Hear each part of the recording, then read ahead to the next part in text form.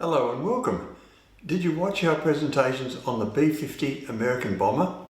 During early days of the Cold War, it flew photographic missions along the Russian borders, sometimes into Russia itself. Russia had no interceptor that could reach the photo reconnaissance bomber. That is, until the introduction of the MiG-15. The MiG-15 was so effective during the Korean conflict that America broadcast on radio into North Korea, offering money to any MiG-15 pilot who would defect. Pity was that North Koreans were forbidden by pain of death to listen to anything other than their state-based radio stations. MiG-15 pilot Kum-sok did defect and was astonished when given over $1 million in today's money and citizenship. The South Koreans and Americans thoroughly examined the jet before offering it to the North Koreans, who chose not to accept it. You can see this aircraft today in the National Museum of the United States Air Force. Here is Matt Guthmiller receiving instructions before flying a MiG-15, showing how it was an exacting aircraft to fly. Now we're going to take a step back in time and go fly the MiG-15. This is very early fighter jet, early swept wing aircraft. It all starts at the tips, things like that. Really got to be careful not to get too slow in this thing. This is not an airplane that you're going to keep your head in the cockpit. You've got to be exactly on your game, right? This is very little tolerance for making a mistake here. Some interesting handling characteristics. Swept wing, no stall horn. There are 5 different fuel tanks that open and close with tools.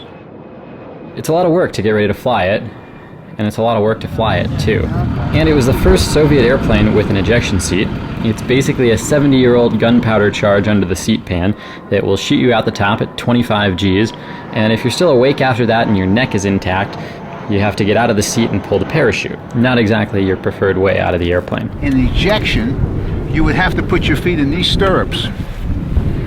Oh, up here. Up there. Yeah. Wow. Okay? You have to keep your elbows in, okay?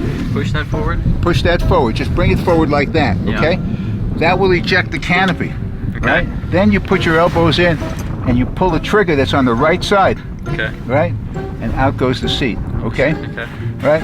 The seat is supposed to open automatically in 5 seconds or something like that, right? 5 seconds, right? This thing here? Yes. Okay. You have to kick the seat off when you're done, right? Get rid of the seat, right? Yeah. So then you're sitting here in the parachute at that point, assuming you're still conscious, right? And you can pull the handle.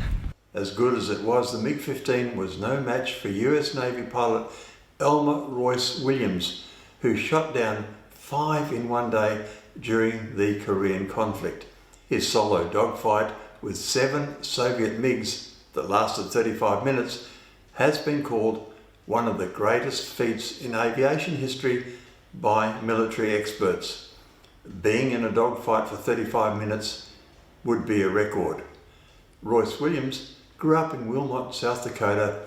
He and his brother both aspired to fly and both enlisted after the 1941 Pearl Harbor attack. Williams remained in the Navy while attending college in Minnesota and qualified as a United States Naval Aviator at Pensacola in August 1945. He learned to fly the F9F Panther jet and was assigned to active duty in the Korean War, where he flew 70 missions.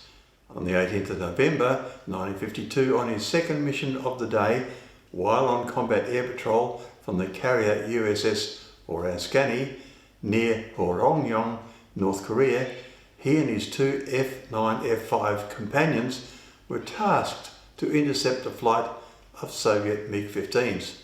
The USS Helena Savannah's crew said that the Soviet MiGs had departed Vladivostok and were apparently headed towards Askani. This was a possible retaliation for a US strike against a North Korean target near the Soviet border. Williams was soon engaged in combat with 7 MiGs. He realised that his F9F was vastly inferior to the MiGs in speed, manoeuvrability, acceleration and firepower, and the only thing he could do was outturn them. He fired at every MiG that passed within gun range as they came by, and he spent not a second in straight and level flight. In a later interview he said, "I went after the section leader. He pulled up into the sun and I lost him. Then I saw the leader and his wingman come around for a diving attack. I turned into them and fired at the leader. He turned away and the wingman rolled down on me and we went past belly to belly as I raked him with the long burst. He caught fire and went down. The section leader then came around and I turned into him and fired at him practically point blank and he went down. The leader then came around again and I fired and parts came off him as he dove away. I manoeuvred to avoid the wreckage and I porpoised to try and clear my tail. I was tracking another wounded MiG when I suddenly spotted one of the other two as he slid on my 6. He fired a burst with his cannon and hit me in the wing. The shell went into the engine area and messed up the hydraulic unit in the accessory section. I suddenly lost rudder and flaps and only had partial aileron control. The only thing that really worked were the elevators." Imagine that. I dove towards the cloud deck below at 13,000 feet and he was 500 feet behind me and still shooting all the way down. It seemed like it was taking forever to drop that 10,000 feet. My wingman finally got back in the fight and came in on the MiG and he pulled away as I went into the clouds. When the battle was over, Williams fought to control the F9F and soon discovered it was uncontrollable below 170 knots. Arriving back to his aircraft carrier, he saw that the ship's stern was rising and falling through a 20-foot arc, but with help from the landing signal officer, he successfully caught the 3-wire upon landing well above the normal landing speed of 105 knots. The crew counted 263 holes in the aircraft and because of the extensive damage, it was pushed over the side into the sea. During the engagement, Williams had fired all 760 rounds of his 20mm shells on board his plane. The story of his battle with the Soviet-piloted MiGs was covered up by the US government because at that time the Soviet Union was not officially a combatant in the Korean War and it was feared that the story of the air battle would draw the Soviets further into the conflict.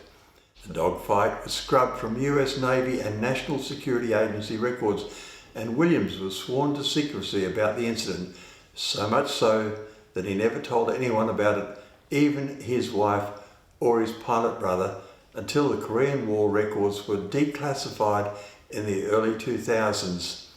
The dogfight was recorded in Soviet archives, which were released after the fall of the Soviet Union in the 1990s. The Soviet records confirmed that of the 7 MiGs, only one returned to its base. A 2014 Russian book, Red Devils over the Ula, a chronicle of Soviet aerial operations in the Korean War, 1950 to 1953, reported the battle and named Williams. 4 MiGs were flown by Soviet naval aviation pilots, 2 captains and 2 lieutenants succumbing to Williams. Between 1965 and 1967, Williams flew 110 missions in A4 Skyhawks and F4 Phantoms from the aircraft carrier USS Kitty Hawk during the Vietnam War. He retired from the Navy as a captain in 1980, having flown 220 combat missions. Thank you for watching. Liking, subscribing and hitting the notify bell encourages more content.